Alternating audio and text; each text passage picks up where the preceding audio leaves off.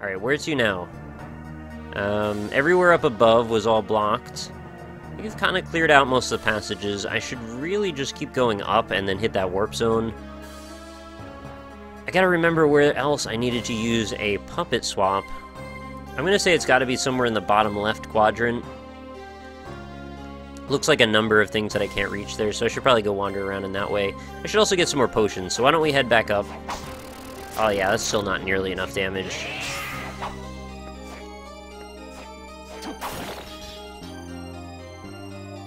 Constitution sets you a list of rules and laws to follow. Constitution makes it so old white man will argue endlessly about it 200 years later. Yeah. Yeah. Constitution is traditionally health. Yeah, I know... Well, okay, I was gonna say I know traditionally what it does, but you know what? I don't think I even do, so honestly I would be lying if I said that. Sometimes I just want to agree to things before I've actually thought through what I'm saying. Gotta really get out of that habit. It's not a good habit for anyone. Still need to finish Dust, put a good chunk of keybound control orders. I didn't really want to play Dust, actually. That game looked kind of corny to me. Also, I watched that speedrun of it, and it looked like, I don't know, just something about it just kind of put me off. No offense if you're a fan of Dust, it's just, I don't think it's for me. There's also that one, oh, Chakram. That's probably consumable, right? Pretty sure that's consumable. What was the other one? Completely spacing on the name of it now. All I can think of is like a beat-em-up Metroidvania, started with a V, I think I want to say. What is that little plant troll thing Nick keeps sending out? It's like a little explosive mandragora, basically, that I got as a soul. Yeah, I'm pretty sure this is where I want to be. Should I go hit the save point downstairs? Let's go get potions, actually, before we venture forth. And then we'll come back here. No, not Wings of V. Not Vagante, no.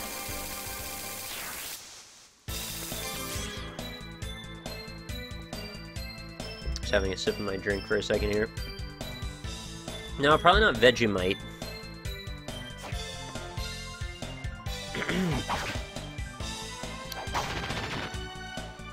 Alright, so we're gonna hit the save over here, and then we're gonna go talk to Hammer. And then you guys can all drop your hammer times in chat.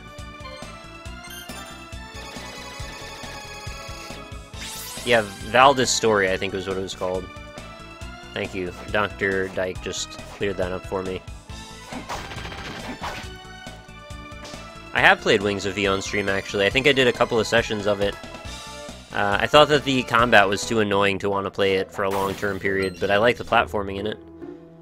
What do you think of Mass Effect in general? I think Mass Effect had a lot of ambition, and when the first game came out, I thought it was going to blow all of our minds and be the most insanely detailed and intricate game experience that the world has ever seen, and then the actual execution of it unfortunately left me wanting quite a bit.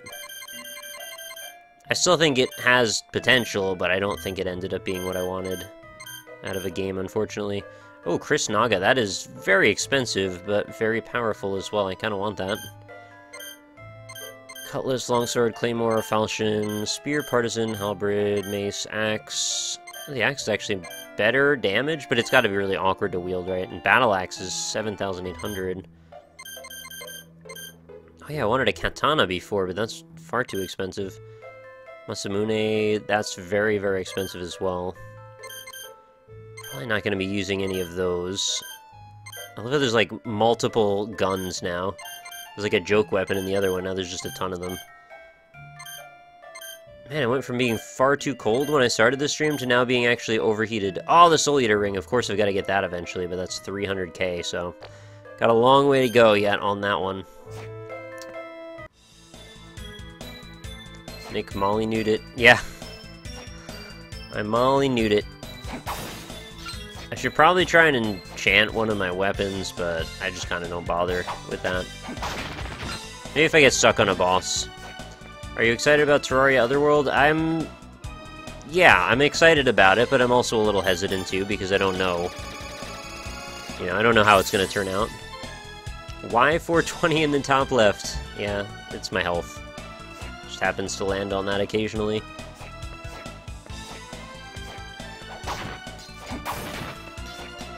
Molly Nude.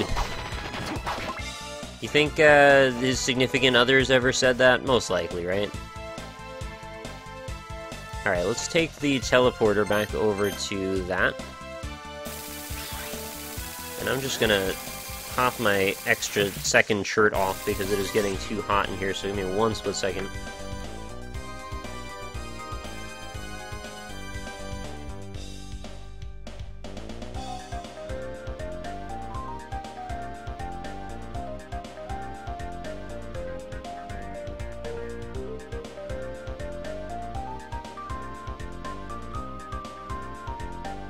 Alright, shall we adventure forth? Looks like we've got a good bit of exploring to do down here. Let's head to the bottom right, because that's actually quite close.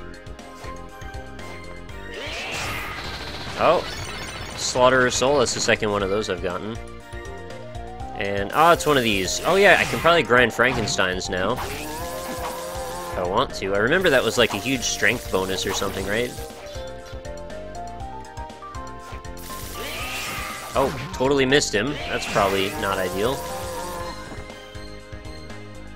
If I can get MP regen up, that would probably make this viable. Otherwise, I'm going to keep running through MP too quickly. God, I remember farming so many enemies by doing this exact thing. I refuse to use Origin or play EA games. That's a fair thing to say. Ultimately, the only thing that I would want people to do, and obviously you're free to do whatever you want to do, but I would like it if we could all kind of get on the same page about not pre-ordering games anymore, because I'm kind of tired of them pulling some BS on us constantly. Oh yeah, I guess I could just grind using this, huh? That's probably why that's there. Good night! See you later, Ragnash. Have a good night. Oh, probably didn't mean to do that. Probably pay more attention when I walk into this room, so I actually time the hit correctly. Yeah, you can really get quite a few shots in. Any minute now, we're gonna get that soul. One more. It's gonna be this next one, I'm pretty sure. Claim Alpaca Patrol for everyone pre-ordering games. I know, right? He's such an enabler. Yeah, I agree with you. Pre-ordering games is a really bad idea, but I'm also going to pre-order Dragon Ball Z Xenoverse because it lets you play as Master Roshi or something. Or no, it lets you unlock a customizable turtle shell for your character. Totally firing shots on Rob right now. I don't mean it. I mean it, but I don't mean it. You know what I mean. The only way pre-orders will ever stop is if people stop being suckers. Do you remember how this conversation about not being a sucker ended? And ended with Alpaca going, yeah, but I'm going to be a sucker anyway. Yeah, I remember. I'm aware of the situation and the reality. I'm just speaking in platonic ideals, I suppose. Oh, that was 2 of those. I guess there's actually some iframes on those suckers, huh? Almost ashamed to say I pre-ordered GTA. You know, don't worry so much about it. It's fine. You don't need to be ashamed of it. If you have a different opinion now, I guess that's really all that counts. As long as they keep giving me doodads, I'll keep pre-ordering stuff. See, that's the kind of attitude that I think a lot of people seem to have. What do you need with all those doodads, really? Is it about the doodads, or is it about the game? Ideally, it would be more about the game than the doodads, but I think that a lot of the time, they almost seem to carry equal billing, which I think is a bit of the problem.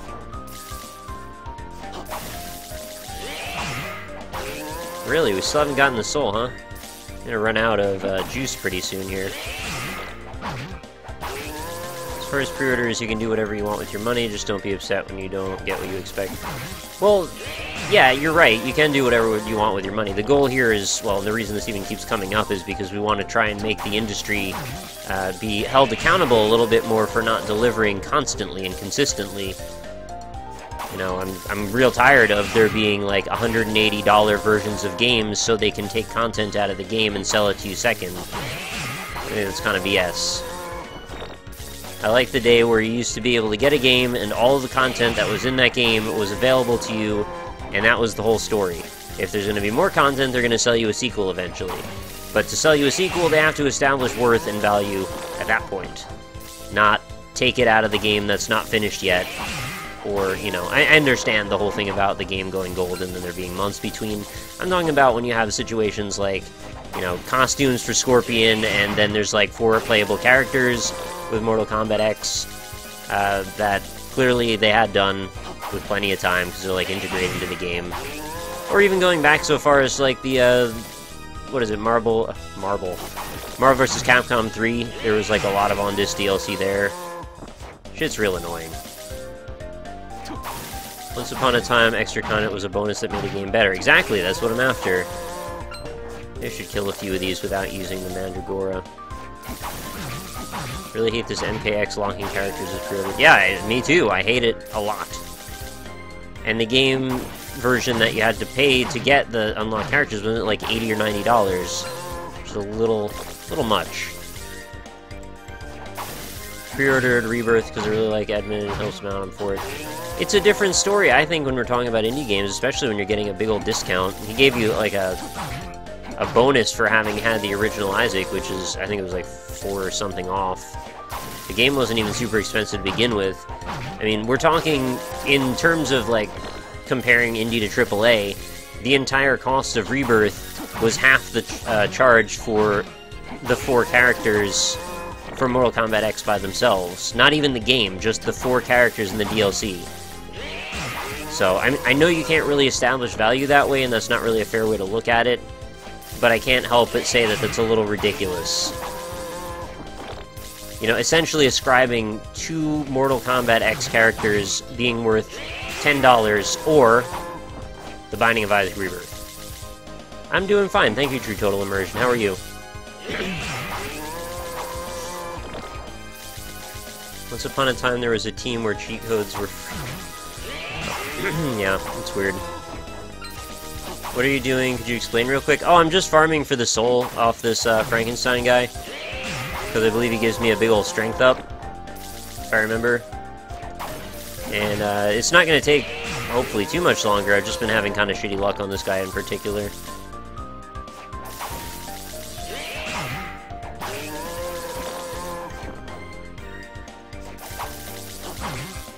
Look, I understand why people are pissed about the recent pre-order DLC bullshit, but I think making blanket statements about how terrible they are as a concept sends the wrong message to people who may be less informed. Well, I'm not sure I understand what you mean. Can you clarify? Like, what does that have to do with anything? If they're less informed, then they're not in the argument the same way. Like, there's no way to phrase any argument that will also encompass everyone who's not as a part of the argument to get them on your side. They have to be engaged in the conversation to even know what the hell we're talking about. So if they're not engaged, then they very well may be antagonistic, but they're also not the people we're trying to convert. Right? I mean, you can't ever get everybody. I had another point that I now completely forgot. I have a confession to make. I hate listening to Rom talking about these kind of things. He really bothers me for some reason. I'm sorry to hear that.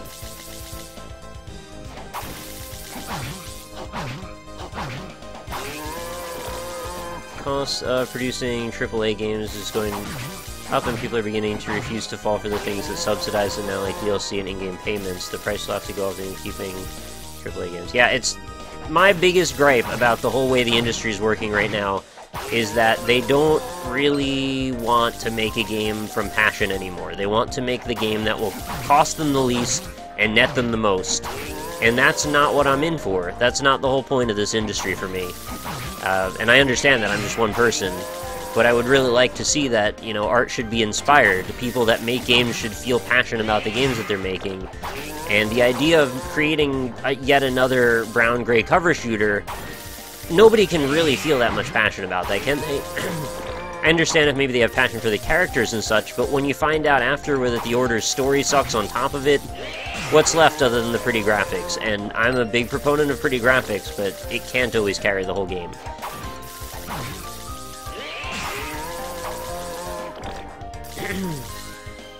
And the fact that they keep trying to make the budgets higher and the ambition just keeps getting lower, if you would just come up with a better idea that caters to gameplay over style, You could very easily come up with a much more constrained budget that delivers way more in gameplay and costs less to make, thereby everyone wins. But they have this idea that they really just have to make this blockbuster movie every time, and it's gotta be like this huge expenditure on going above and beyond the highest of whatever moment of technology we've ever seen. And it's not always the case. I do appreciate that some people need to push the line every now and then, but it doesn't consistently need to be the same thrust every time, is what I'm saying. Why do they have overblown budgets? Clearly they don't care about making games cheaply. It's some kind of perception thing. They feel like they need to put in the money to lubricate the gears of the machine to get people to take notice. You know, because it's more about the spectacle of saying that $20 million was spent on the marketing campaign of this fucking game than it was about how fun the actual game was.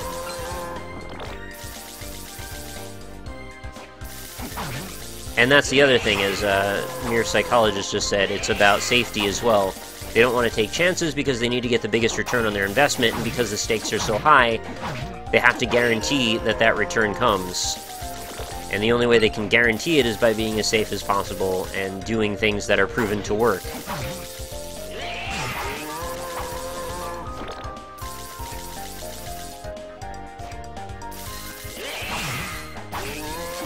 It's not solely the companies pushing the line, though. The majority of people want the next big thing. To some people, things like lifelike graphics don't matter, but to a lot of people, those things do matter. Sure, but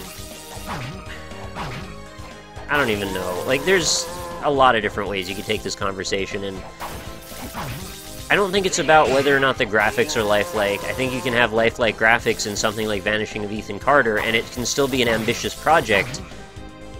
It also just knew what to do within the scope of what it was trying to set out for, right? Like, the whole scope of the story was limited to a certain degree because they knew they didn't have the ability to make a game that was going to cost billions of dollars.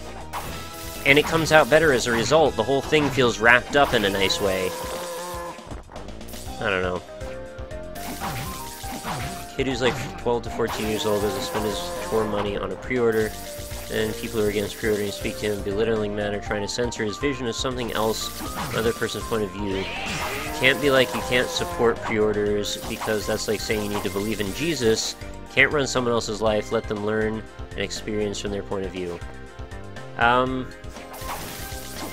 No, that's not right.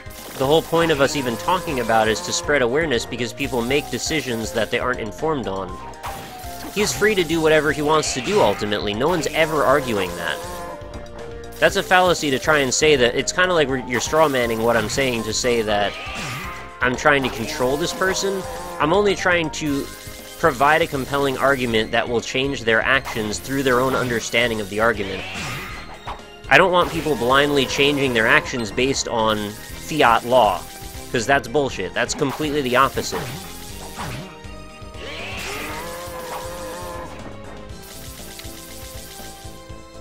So if this kid hasn't ever heard the argument, how is he supposed to come to the conclusion that everyone else is coming to, or ever understand why people are belittling him in the first place? Not that I agree they should be belittling anyone.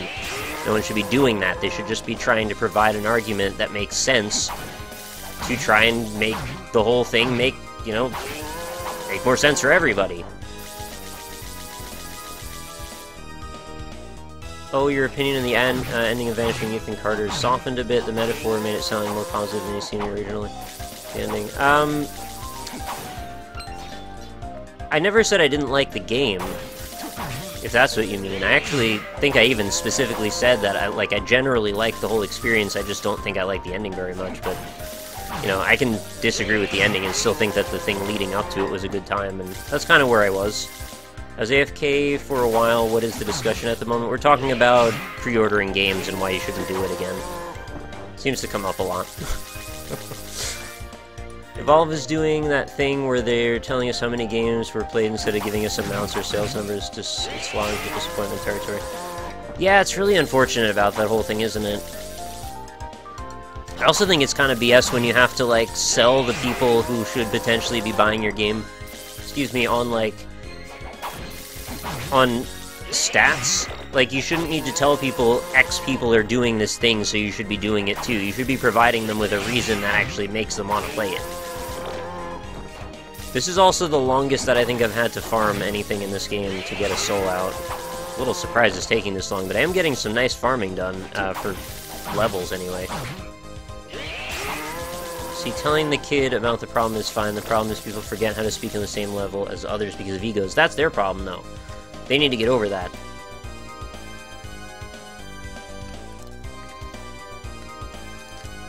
I think we all need to learn a little bit more respect on the internet as a whole. Not speaking of you guys in general, you guys have all been fantastically polite. But the way that people talk to each other is... it always assumes the worst out of everyone, which is just unfortunate. Not that people always deserve the benefit of the doubt, because they don't always, but... I wish we could... basically, if you have no reason to believe that someone's being a shithead, like... if it's just a matter of syntax or someone says a thing that might be construed in either direction, stop assuming that they're out in malice, and maybe we could prevent another 50 comment thread bullshit discussion that happened, like when I commented on Ryan's Darkest Dungeon thing. It was like, I wish everybody would stop hyping up that Nick character, he's a real shithead or something. I was just making a silly offhanded comment, and then people just started beating the shit out of each other in the comments responding to that, saying like, it is Nick leaving the comment, why are you so blind, why are you too stupid to understand that it's him making fun of himself? And then they all ganged up on this one guy that just didn't care. It's like, shut up, just whatever. It's ridiculous. Who cares? Who has time for that? Well, I know a lot of people have time for that shit, but just like, be nicer to each other, that's all I really want. Remember spending an hour farming the Frankenstein for the soul? Yeah, it seems to be taking a while. I hope it doesn't take me an hour, though.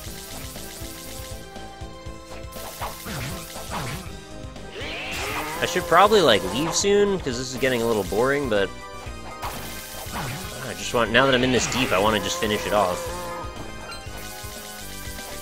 Just shut up is the best way to sum up YouTube comments. I don't want to have to stop reading them, that's the thing. Like, people tell me that all the time, like, if I ever get negative comments on my channel, just, like, disable my comments or stop reading them. I mean, the majority of the point of me even doing anything on YouTube was for the discussion, and same here, honestly. If not for the fact that we could talk to each other like rational human beings, I don't think there's a lot of reason left. You know, I want to believe that you guys can be cool about stuff, and you can. It just requires the right amount of nurturing of a community and the right prodding in the right moments to get people to, you know, just stop mistreating each other sometimes. I totally agree with you with what you're saying. I implemented that mind frame and my internet interaction improved 100-fold. Nice!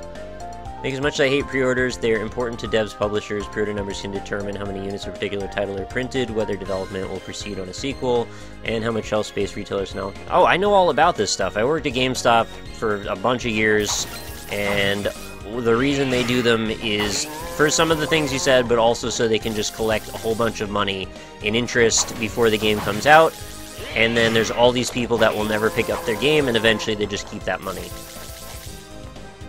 Also, how much do you really need to secure shelf space for digital copies of things? Because a lot of pre-orders now are being done on digital games. And the only reason that they really need those is, well, largely to just see how much money they have guaranteed to come in when the game comes in. Minus, you know, the margin of, you know, cancellation at the end. But, no, I get it. I totally get it. I also still think it's BS, though, and I think those are valid points, but ultimately not worth us having to care about, because they're anti-consumer.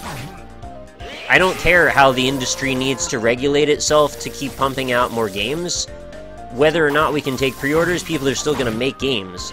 And if pre-orders stop being a thing, the internet will keep going on and making more games. Well, the internet and the industry, I should say. So, it's self-correcting, it's course-correcting, and it's the way capitalism works. We can do whatever we do because we're the ones controlling the industry with our money. So if we think something is anti-consumer, we take steps to change it by not buying it, and all of a sudden they've got to figure out another way. So, yeah. Need some more things flying out your door on the intro. Open to ideas right now. Well, you know all my favorite games, right? Super Metroid, Castlevania games, Super Meat Boy. Open to Rogue Legacy, Terraria, I like all of those.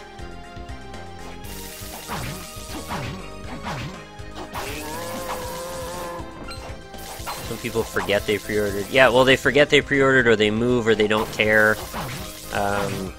There's a lot of reasons why they don't pick up pre-orders. But GameStop really likes that, because it means they get free money for doing nothing that they get to keep forever. Happy thoughts, everyone. Nobody needs to be sad. It's all good. And what Nick said is why I like those discussions, because we need discussion happening more. We need consumer advocates, because right now there aren't a lot. Yes. I don't understand why there aren't a lot, honestly. I think it's just ridiculous to believe that there's so many people out there that are really just ultimately shilling for, you know, the people who have all the money already. Where's the freaking check to that? Where's, like, who keeps that all going? Just a handful of people. It's bizarre. Sort of like the idea of mixed Twitch emotes randomly flying out of the door. Yeah, well, that's, you know, fair enough. That could make sense, but at the same time, some of them might change in the future, so that would be a little odd. Are you going to be doing a research stream for the podcast, Nick? I really like seeing your first impressions. Yeah, that could probably happen again. I wish I had done one for Apotheon, because I wish I had more to contribute to that discussion, but I actually didn't think we were talking about that, and then all of a sudden we were. And I was a little sad because I had nothing to say. So I tried to at least, you know, ask them about the level design, which is something nobody wanted to talk about, because everybody just wanted to harp on the damn combat all the time. We can make reasonable assumptions with a little knowledge, little background knowledge. We know the budgets of these games, we know the number of people that go into each one. Can make safe, informed guesses about the sort of challenge it makes to take a game like Destiny or Madden. I can't know for sure, but if you want to start requiring perfect knowledge before anyone speaks and no one outright, yeah, that's true. Mar needs to fly out of the door. Yeah, that could definitely be a thing for sure. I think there are not a lot of consumer advocates for this type of industry because, or at least in part of the negative stereotypes or connotations of being a gamer. You think so? I don't actually really understand, like, what that actually means to a certain degree. Can you elaborate? I mean, I understand exactly what you're saying, but how that maps to somebody and, like, why they wouldn't be a consumer advocate. You just mean, like, there's a social stigma about playing games in general? Because I kind of think we're getting past that now. I also just might be so far away from, like, the regular mainstream industry now that I don't even have perspective anymore, but I don't know. Nick, what is Mar? He's a little fungus character that I doodled up, and he became the mascot of my channel. I think there's a mentality when I go on YouTube, I expect people to be absolute assholes to a massive degree, but when I come on Twitch, I know that people can be realistic and considerate over here. For me, I think it is a perception problem. Would you agree? Well, I think the main thing is people feel a lot more comfortable in some degree of anonymity, where they can't be called out for their bullshit. So on YouTube, like, they at least have the, whatever the delay it takes for people to reply to their comments as that level of anonymity, even if they use their name or whatever on their comments, or as their account. Here on Twitch, it's like, well, I instantly see what you wrote, and if you're gonna be a dick to my face, like, I will ban you right then. On YouTube, if I have to ban you, it's going to happen most likely when you're not even paying attention. So, I think that's a lot to do with why people feel so comfortable being jerks to people. I wish we could just not, though. Like, I don't understand why so many people are worked up about how anonymity makes them feel. I still feel accountable for my own actions, whether or not that has anything to do with me having a YouTube account or that people know who I am. I never really got caught up in that whole thing of feeling like superior to people because they don't know who I am. What do you get? What do you gain out of that? It's just insecurities manifesting in, you know, your rage. It's weird. Yeah, the social stigma is a lot of what I was referring to. I run into it a lot where I live, at least. Yeah, I mean, I guess I wouldn't know 100% if that's the case, because like I said, I'm kind of surrounded by an echo chamber of people who absolutely reinforce that it's okay to do what I do. So, yeah, if that's the case for you, then, you know, I'm sorry that that is the case, and I hope that we can continue to change that, because it shouldn't be anymore. Most people have played video games at some point, or do play them actively, so to make it sound like the way that the fucking Big Bang Theory wants you to believe video games are, no, I don't think that's a thing anymore, it needs to stop.